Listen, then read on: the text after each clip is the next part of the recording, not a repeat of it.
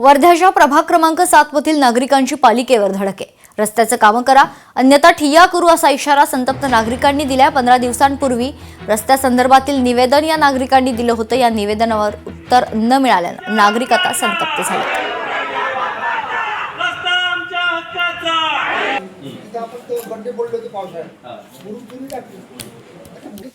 या रोडवर सगळे शाळकरी मुलं राहतात, जाणारे येणारे, त्याच्यानंतर रस्त्यावर मुले खेळत राहतात। वृद्ध लोक आहे जे इथे राहतात त्यांना पण सगळा खोकला दमा याचा त्रास होत आहे आणि लवकरात लवकर हा रोड बांधण्यात यावा यासाठी आम्ही आज धडक मोर्चा नगर परिषदेमध्ये नेला होता। त्याच्यामध्ये सीओ साहेब आणि आमचे श्री नगराध्यक्ष साहेब यांना आम्ही निवेदन दिलेले आहे की लवकरात लवकर हा रोड जो कोणत्या योजनेत बसेल त्या योजनेतून लवकरात लवकर आम्हाला हा रस्ता व्यवस्थित करून द्यावा।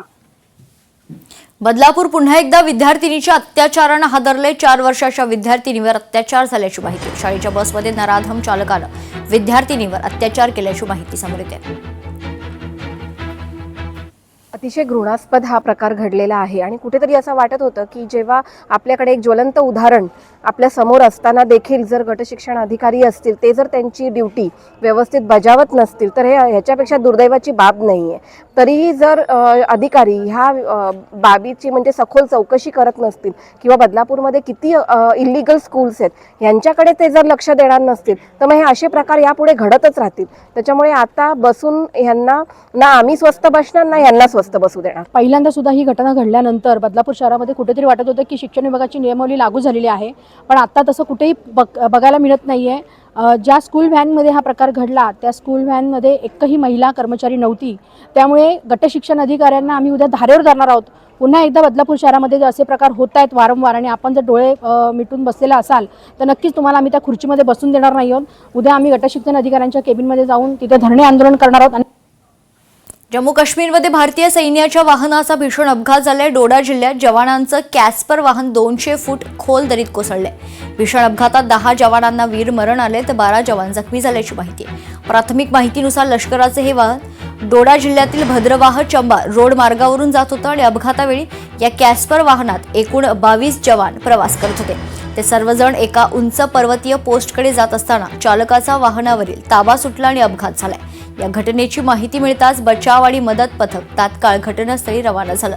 दरीत कोसळलेल्या वाहनातून जवानांना बाहेर काढण्यासाठी युद्धपातळीवर बचाव कार्य सुरू आहे। जखमी सैनिकांना घटनास्थळी तातडीनं प्राथमिक उपचार देण्यात आले। नंतर त्यांना पुढील उपचारासाठी उधमपूर या ठिकाणी खरं तर विमानानं हलवण्यात आले। देखिए, एक ट्रेजिक एक्सीडेंट हुआ है। आप जानते हैं हमारी भद्रवाह चंबा रोड पे और हमारे 10 जवान शहीद हुए हैं और 11 और जवान थे, उनमें से 10 हमारे सीरियस हैं। उन सबको एयरलिफ्ट करके कमांड हॉस्पिटल उधमपुर ले जाया गया है।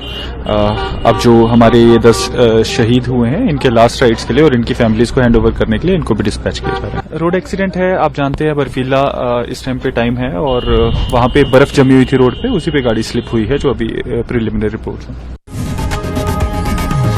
लोकशाही मराठी ऐका, पहा, जागरूक रहा।